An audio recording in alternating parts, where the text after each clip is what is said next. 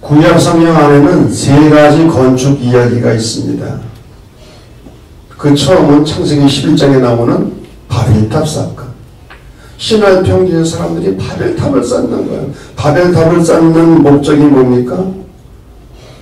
하늘 꼭대기까지 닿게 하잖아요. 아니 어떻게 인간들이 탑을 쌓아가지고 하늘 꼭대기까지 닿게를 해? 이거는 인간 교만의 극치. 바벨탑 사건. 흩어짐을 면하자고 하는 것은 하나님의 축복을 거부하는 거예요. 두 번째 건축은 솔로몬 왕이 건축한 거대한 예루살렘 성전과 왕궁. 솔로몬은 40년 동안 통치하는 가운데 절반가량 성전을 짓는데 7년 걸렸고 자기 왕궁을 짓는 데는 13년이 걸렸어요. 솔로몬이 지은 성전과 왕궁은 웅장함과 화려함입니다. 이것 역시 인간 욕망과 교만의 또 다른 상징이에요. 세 번째 건축물은 제2 예루살렘 성전입니다. 바벨론 포로 이후 바벨론 왕 느부갓네살 왕이 파괴한 예루살렘 성전을 총독 스룹바벨이 중심이 되어서 재건하는 거예요. 건축하는 거예요. 그 어려움 속에서도 폐허가 되고 절망적인 상황 가운데서도 그들은 힘을 합쳐서 헌신을 하고 성전을 건축한 거예요. 그런데 이 거대한 건축들 뒤에는 주제 하나가 뒤따르고 있어요. 그것은 무엇인가? 공허입니다. 공허. 엠프티니스. 공허. 바벨론 탑을 쌓은 이후에 언어를 잃어버렸어요. 언어가 나눠지게 되었어요. 분열하게 되고 이별하는 저주 역사로 이어지게 됩니다. 솔로몬의 예루살렘 성전 건축 이후 그것은 파멸의 씨앗이 되었어요. 왜? 솔로몬은 대단한 일을 한 것 같지만 사실 그렇지 않았어요. 역사의 하나님을 왕궁의 신으로 끌어내린 거예요. 하나님을 이용해서 자신의 왕궁을 세우고 자기 왕권을 강화하려고 한 것이 가장 중요한 목적 가운데 하나였어요. 이것은 솔로몬의 불신앙이었고 이것이 그 이후 솔로몬 이후 파멸의 씨앗이 된 바벨론 폴에서 돌아와 다시 세운 제2 예루살렘 성전이 복원되는 날 숫소 100마리를 제물을 바치는 큰 제사와 축제를 벌였지만 그 이후에 부족 간의 갈등, 불신, 저주, 살육이 이스라엘 민족을 여지없이 무너뜨리고 말았어. 건축 이후에 스며든 공허. 이건 아이러니한 거예요. 그것은 건축이 민족의 상처를 치유하지 못했다는 거예요. 그런데 오늘 성경 본문을 보면 바로 여기 건축이 끝난 자리, 공허가 깊게 드리운 그 자리에 총독 느헤미야가 등장합니다. 그는 페르시아의 아닥사스다 왕의 허락과 지원을 받아서 예루살렘에 가서 총독의 지위를 가지고 무너진 예루살렘 성벽을 52일 만에 중건하는 엄청난 작업을 하게 됩니다. 이러한 느헤미야의 모습은 리더십의 모델입니다. 공동체의 문제는 항상 리더십의 문제예요. 공동체 안에 문제가 있다면 리더십의 문제가 있는 거예요. 느헤미야는 어떠한 리더십을 가지고 있었는가? 첫째는 공감의 능력, 공감의 영상이었어요. 느헤미야는 전혀 울며 금식할 이유가 없는 사람이었습니다. 왜? 그는 아닥사스다 왕의 술 맡은 관은 오늘날로 말하면 청와대 비서실장 자리에 있는 사람이에요. 세상적으로 출세하고 성공한 사람. 그런데 그는 울며 슬퍼하며 금식하면서 기도했습니다. 왜? 조국이 비참한 소식을 들었기 때문에. 자신의 조국이 폐허가 되고 사람들이 폐인이 되었다는 소식을 들은 뒤 그는 목 놓아 울은 거예요. 공감의 능력입니다. 두 번째, 느헤미야는 기도의 사람이었습니다. 그는 예루살렘 재건 프로젝트를 위해 4개월 동안이나 기도에 전념했어요. 그는 자신의 사명을 누구에게도 말하지 않고 오직 하나님께만 직고하며 하나님의 때를 기다렸습니다. 그는 자신의 지식과 경험과 권력을 의지하지 않았어요. 그런 것들을 의지하기 이전에 먼저 하나님 앞에 무릎을 꿇었어요. 유명한 말이 있습니다. 영적 리더십은 깨어진 가슴과 꿇는 무릎에서 나온다. 영적 리더십이 그냥 주어지는 게 아니에요. 깨어진 가슴, 아파하는 마음, 공감의 마음, 그리고 꿇는 무릎.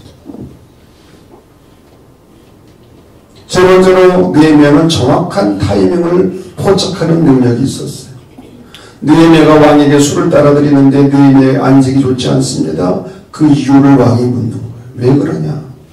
그때 느헤미야는 고국의 소식을 정직하게 있는 그대로 이야기합니다. 그때 왕이 그러면 내가 네게 무엇을 해주기를 원하느냐? 그때 그는 자기가 고국으로 돌아가 무너진 성을 건축하게 해달라고 요청을 합니다.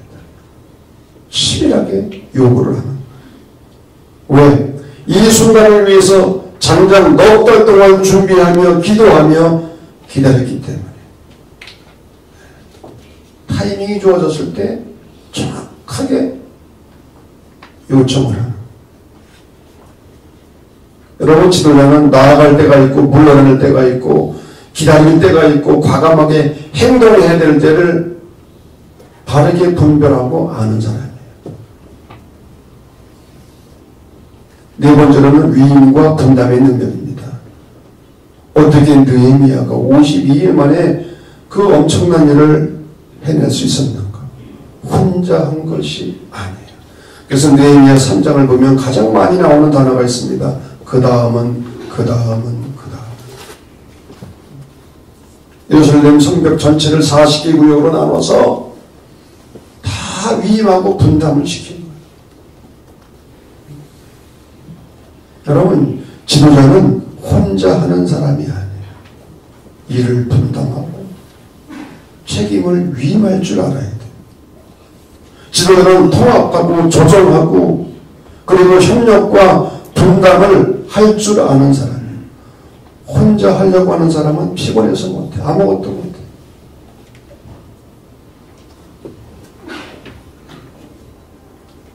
다섯 번째, 적대자를 다루는 능력. 공사가 시작되자마자 사방에서 조롱과 비방이 빗발쳤습니다. 여우가 올라가도 곧 무너지리라. 이건 언어 폭력이에요. 적들이 끊임없이 기습 공격을 해옵니다. 그런 가운데서도 한 손에는 창을 들고 한 손에는 작업도구를 들고 일을 한 거예요. 그리고 원수들에게 직접 대응하지 않았어요. 직접 대응하지 않았어요. 왜? 원수 갚는 일은 내가 해주리라. 하나님께서 말씀하셨기 때문에. 로마서 12장 19절 원수 갚는 것은 내게 있으니 내가 갚아주리라. 아멘 안 해도 그러리라. 여러분, 하나님은 정확하신 거예요. 내가 직접 원수를 안 갚아도 하나님께서 처리해 주세요. 더 나아가 느헤미야는 사회적 모순을 개혁합니다. 성벽공사의 가장 큰 장애물이 무엇인가? 부정부패. 오랫동안 되풀이되어 오던 불의와 착취의 관행. 여러분, 큰일 아니면 마음이 하나가 되어야 되는데 부익부 빈익빈, 네? 하나가 될 수가 없는 거죠. 토지가 없는 사람들, 흉년으로 밭과 집을 저당 잡힌 사람들, 과도한 세금을 내기 위해 돈을 꾼 사람들, 빚을 갚기 위해 아들, 딸을 노예로 팔아야 될 위기에 처한 사람들, 이들은 모두 벼랑 끝에 몰린 사람들이었어요.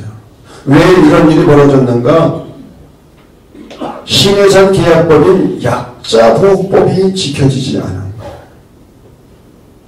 그래서 느헤미야는 신해산 계약법을 가지고 사회적 부조리를 개혁해 나가는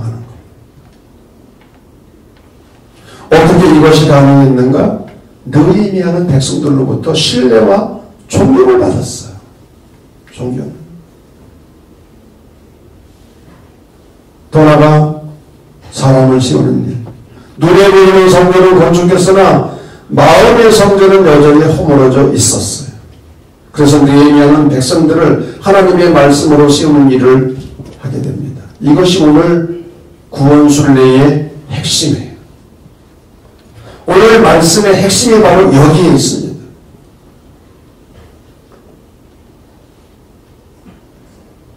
오늘 느헤미야 8장 1절을 보면 예루살렘 수문 앞 광장에 수많은 사람들이 모여들게 됩니다.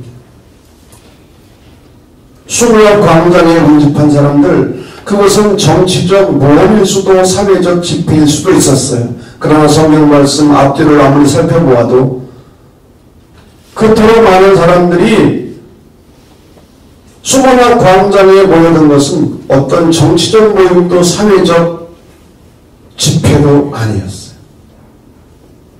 촛불 집회도 아니었어요. 오히려 성전 봉헌 이후, 예루살렘 성벽 봉헌 이후, 그리고 총독 느헤미야가 지금 과감히 펼치고 있는 선한 정치 그 이후 좀처럼 사라지지 않는 공허, 텅 빈 영혼, 갈급함이 있었어요. 말씀에 대한. 그래서 오늘 본문을 보게 되면 여기에는 한편의 거대한 민족적 회개와 예배 드라마가 펼쳐지고 있는, 수문 앞 광장에서 펼쳐지는 이 예배 드라마는 새벽부터 저녁까지 제사장 겸 율법사인 에스라가 모세의 율법을 읽는 것으로 시작되고 있었습니다. 그것은 요란한 축제도 제사도 아니었어요. 하나님의 말씀인 율법을 읽고 또 경청하는 소박한 행위가 전부였어요. 오늘날 말하면 우리 부흥회합시다 해놓고 앞에서 그냥 성경 말씀만 읽는 거예요. 성경 말씀. 그런데 말씀과의 만남이 일어나게 됩니다. 요시야 왕 이후 100여 년 만에 하나님의 말씀과 다시 만나는 순간이었어요. 여기서 말씀은 하나님의 오심이었습니다. 지치고 쓰러진 백성들이 말씀을 통해 오시는 하나님의 임재하심을 호흡하는 생명의 순간들로 변하고 있었어요. 성전을 복원하고 봉헌하고, 성벽을 완공하고 또 봉헌하고, 느헤미야의 선한 정치를 맛보는 기쁨, 그러나 그것을 여전히 깊게 그리운 공허와 좌절, 텅 빈 영혼, 갈급함 속에 하나님은 말씀으로 친히 그들을 찾아오셨어요. 나는 너희 하나님이다. 너희는 내 백성이다. 하나님께서 이스라엘 영혼 깊은 곳에 말씀해 주시고 찾아오신 거예요. 신학에서는 이것을 프리텍스트, 말씀 이전의 말씀이라고 합니다. 문자적으로 드러나진 않지만 그 속에 숨어있는 하나님의 말씀인 거예요. 그리고 수문학 광장에서의 민족적 회개와 예배 드라마 두 번째 사건은 말씀과의 만남을 통한 백성들의 응답이었습니다. 성경은 백성이 율법의 말씀을 듣고 다 울었다고 말합니다. 말씀 앞에서 모두가 운 것을. 그들의 눈을 적신 눈물은 하나님 앞에서의 응답의 표현이었습니다. 눈물의 회심, 메타노이아의 또 다른 표현이었어요. 지금 민족적인 회개가 일어나고 있는 거예요. 놀랍게도 이 눈물 속에서 이스라엘은 새로운 존재로 태어나고 있었습니다. 여기서 이스라엘은 시내에서 언약 이후 1000년 만에 하나님의 백성이 되는 영광의 순간을 맞이하게 되는 거예요. 진정한 눈물, 그 눈물은 하나님의 말씀에서 시작하는 눈물이며 그 눈물은 1000년 전 종으로부터 풀어주신 출애굽 사건을 기억하는 감사의 눈물이었어요. 그리고 광야에서 이스라엘을 인도하셨던 구름기둥과 불기둥을 기억하는 감격의 눈물이었어요. 가난한 자를 돌보는 신연을 기억하는 눈물이었어요. 잃어버린 하나님과의 언약을 다시 세우는 눈물이었어요. 눈물은 눈물이 돼 역사적 책임으로 이어지는 감사와 감격과 고통의 눈물이었던 거예요. 그러기에 수문학 광장에 모여든 백성들, 그들은 하나님의 말씀과 만나는 것으로 좋겠어요. 왜? 그것은 하나님과의 만남이었기 때문에 그들은 이 만남을 통해서 새로운 존재로 변화되고 있었던 거예요. 수문학 광장에서 흘린 눈물, 그 눈물은 민족을 변화시킨 민족적 회개, 메타노이아였어요.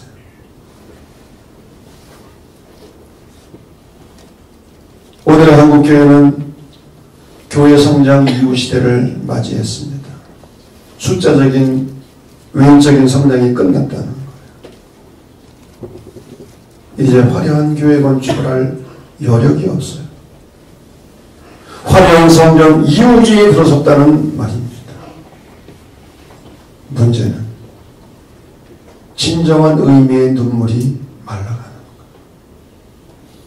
거예요. 여러분 언제 울어보셨습니까? 예배드리다가 찬양하다 기도하다 말씀을 읽다가 말씀을 듣다가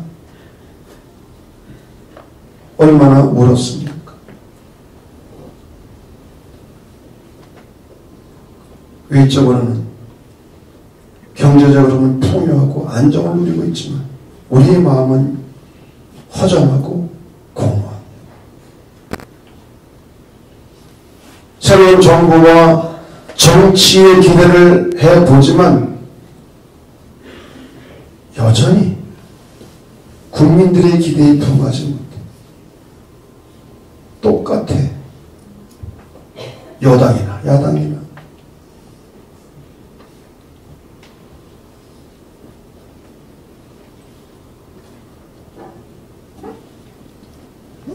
정치의 실망을 느낀 사람들이 교회의 기대를 해보지만 교회 역시 그 기대에 부응하지 못하고 있어.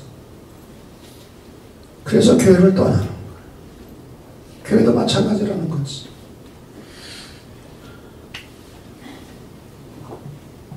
이러한 현실 속에서 수문학 광장에 모여든 백성들, 오늘 우리가 그들을 주목하는 이유는 단 한 가지예요.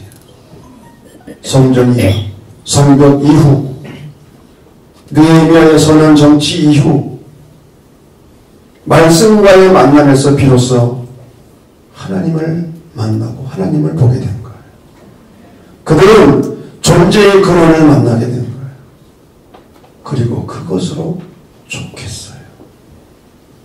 그리고 그들은 눈물로 응답했어요. 눈물은 민족을 다시 태어나게 했으며 역사를 바꿔가는 민족적 에너지일 수 있었어요. 저는 수문학 광장 이야기를 하게 되면 워터게이트 사건이 생각이 납니다. 수문이 영어로 워터게이트. 워터게이트 사건이 뭡니까? 1972년 6월 미국 대통령 선거를 앞두고 닉슨 대통령의 측근들이 닉슨의 재선을 위해서 워싱턴의 워터게이트 빌딩에 있는 민주당 본부에 침입해서 도청장치를 하려고 했어요. 닉슨은 공화당이었는데 그 반대쪽 야당인 민주당 사무실에 침입을 도청장치를 하려고 했다. 이게 발각이 됐어요. 이 사건으로 닉슨은 1974년 8월 8일 대통령직에서 물러나게 되고, 이 사건을 주도했던 닉슨의 특별 보좌관이었던 찰스 콜슨은 교도소로 들어가게 되는 거예요. 콜슨은 자서적인 born again 거듭남이라는 책에서 이렇게 말했습니다. 교도소에 수감되며 나는 어떤 면에서 모든 것을 잃었다. 권력, 영예, 자유, 심지어 정체성까지. 당시 나는 죄수 번호인 23,226번으로 불렸다. 교도소에서 작은 흑백 TV를 통해 내가 3년 반 동안 충성스럽게 섬겼던 닉슨 대통령이 사임하는 것을 보아야 했다. 내 인생에서 가장 비참한 순간이었다. 하지만 나는 다른 면에서 모든 것을 찾았다. 바로 살아계신 하나님을 개인적으로 만난 것이다. 내 인생은 예수 그리스도를 만나며 극적으로 새롭게 변화되었다. 콜슨은 몇 년 동안의 교도소 생활을 마치고 출소를 하게 됩니다. 무엇을 할 것인가? 기도하다가 교도소 죄수들에게 복음을 전하고 이들을 예수의 제자로 만드는 것이 자신의 부르심이라고 믿게 되었어요. 그래서 프리즌 펠로우십이라는 교도소 선교회를 조직하고 죄수들에게 복음을 전하고 그들에게 재활훈련을 시키는 일에 헌신하게 돼요. 그래서 이 콜슨과 교도소 선교를 통해서 수많은 죄수들이 돌아오게 됩니다. 콜슨은 이 공로로 1993년 종교계의 노벨상이라고 하는 템플턴상을 수상하게 되었고, 2008년도에는 조시 부시 대통령으로부터 미국 시민이 받을 수 있는 두 번째 높은 상인 대통령 시민 메달을 받게 되었습니다. 2012년 향년 80세로 닉슨이 하나님의 부르심을 받게 되었을 때 빌리 그레이 목사는 그의 죽음을 애도하며 이렇게 말했습니다. 그는 천국에서 자신의 메시지를 통해 삶이 변한 수많은 사람들을 만나게 될 것이다.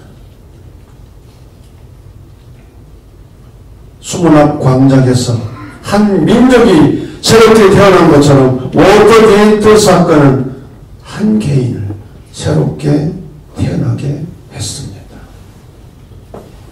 성도 여러분, 수문학 광장이 바로 이곳이 되기를 바랍니다. 수문학 광장이 바로 한국교회이기를 간절히 바랍니다. 그리고 수문학 광장에서의 그 눈물이 우리의 눈물이 되고 우리들 한 사람 한 사람의 눈물이 되기를 바랍니다. 그래서 이 수문학 광장의 눈물을 통해서 한 인간이 새로워지고 우리의 공동체가 거듭나고 우리 민족이 변화되는 이 놀라운 은혜와 축복이 우리 안에서부터 일어나기를 주의 이름으로 간절히 축원합니다.